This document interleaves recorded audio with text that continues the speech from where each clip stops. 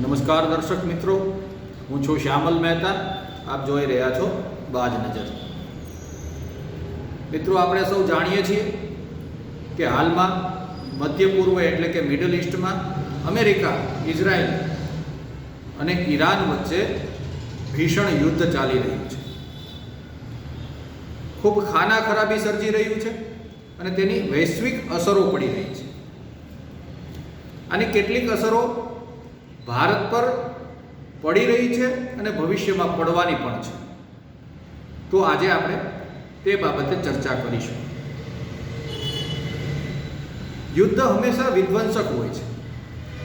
યુદ્ધ પૂર્ણ થયા બાદ તેણે સર્જેલી ખાના ખરાબીઓની અસરો દેખાઈ આવે છે. હાલમાં ઈરાન પર અમેરિકા અને ઇઝરાયેલે કરેલા સંયુક્ત હુમલામાં ઈરાનની મોટા ભાગની લીડરશિપ, તેમનું નેતૃત્વ નાશ પામ્યું છે. તેમ છતાં ઈરાન હજુ મજબૂતાઈપૂર્વક પોતાના ગ્રાઉન્ડ પર ઊભેલું છે અને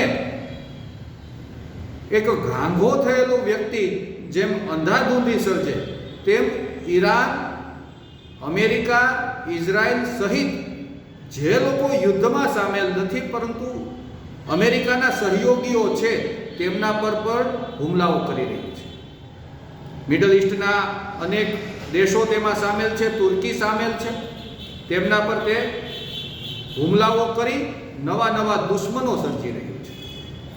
ઈરાન દ્વારા હોર્મુઝની ખાડી બંધ કરી દેવામાં આવી છે, જે વિશ્વનું મોટા ભાગનું ક્રૂડ ઓઇલના આયાત નિકાસનું માધ્યમ છે.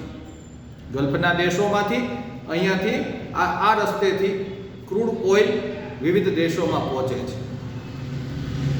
એ બંધ કરી દેવાતા ભારતમાં એક અફવા ચાલે. આપણે જાણીએ છીએ કે યુદ્ધ દરમિયાન અફવાઓ ખૂબ ચાલે. ગોબેલ્સ પ્રચાર, જેમ જર્મનીનો ગોબેલ્સ હતો અને તે ખોટો પ્રચાર કરીને દુશ્મનોને પ્રભાવિત કરી દેતો, તેવો ગોબેલ્સ એક પ્રચાર ચાલે અને આ હોર્મુઝની ખાડી બંધ કરી દેવાથી ભારતમાં પણ એક પ્રકારનું પેનિક ઉત્પન્ન થયું કે હવે આપણને ક્રૂડ ઓઇલ નહીં મળે. પરંતુ આ એક સદંતર ખોટી અફવા છે. ભારત પાસે પ્રથમ વાત તો એ કે દિવસો સુધી ચાલે તેટલો ક્રૂડ ઓઇલનો રિઝર્વ ભંડાર છે. એટલે ભારતમાં તાત્કાલિકમાં કોઈ તંગી ઊભી થવાની શક્યતા નથી. આપણે ગઈકાલે જોયું, અમે અમારા શહેર અમરેલીની જ વાત કરીએ તો પેટ્રોલ પંપો પર પેટ્રોલ અને ડીઝલ લેવા માટે લોકો લાઈન લગાવીને ઊભા રહી ગયા હતા અને પેટ્રોલ ડીઝલનો સંગ્રહ કરવા લાગ્યા. ભારત સીધી રીતે આ યુદ્ધમાં ક્યાંય સામેલ નથી અને સીધી રીતે તેને અસર પડવાની નથી. કારણ કે ભારત પાસે એક કરતાં વધારે વિકલ્પો છે.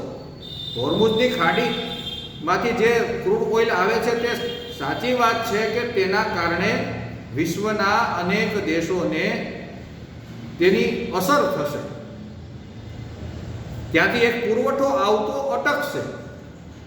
પરંતુ ભારત પાસે રશિયાનો વિકલ્પ છે અને અત્યાર સુધી ભારત તેની જરૂરિયાતનું મોટા ભાગનું ક્રૂડ ઓઇલ રશિયા પાસેથી ખરીદ કરતું આવ્યું છે અને તેના માર્ગમાં કોઈ અવરોધ નથી.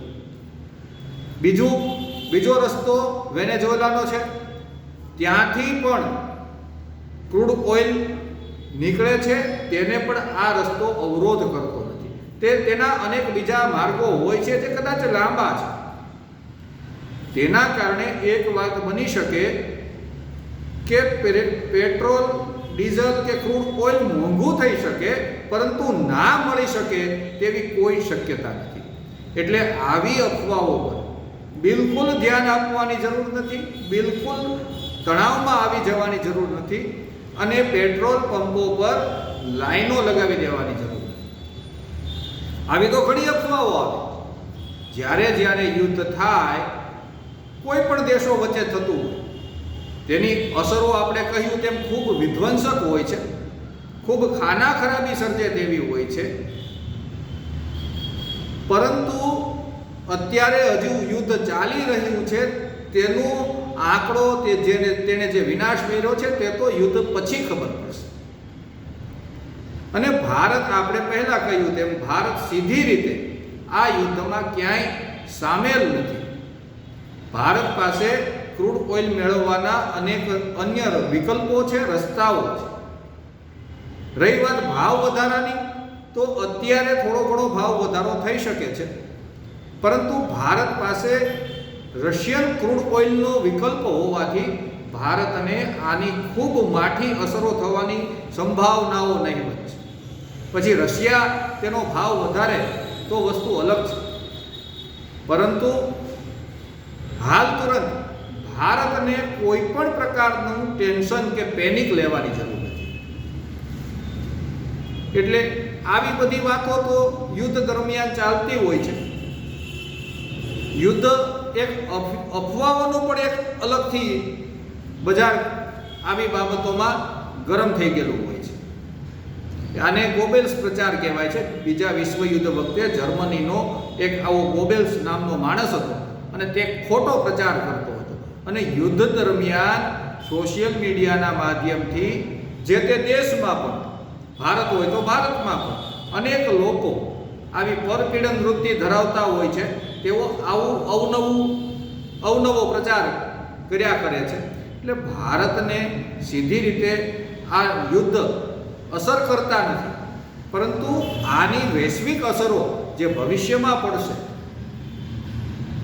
ડેમોગ્રાફી ચેન્જ થશે, રિજીમ ચેન્જ થશે, એટલે કે ઈરાનમાં કદાચ સત્તા પરિવર્તન થાય તો તેના સંબંધો અન્ય દેશો સાથે કેવા રહેશે, અને વૈશ્વિક સમીકરણો બદલાશે. એટલે કદાચ સંબંધોની રૂએ અસર પડે કે થોડો ઘણો ભાવ વધારો થાય, પરંતુ સામાન્ય નાગરિકોને, આ યુદ્ધથી ભારતના સામાન્ય નાગરિકોને, ભારતમાં રહેતા સામાન્ય નાગરિકોને આની કોઈ જ અસર થવાની નથી.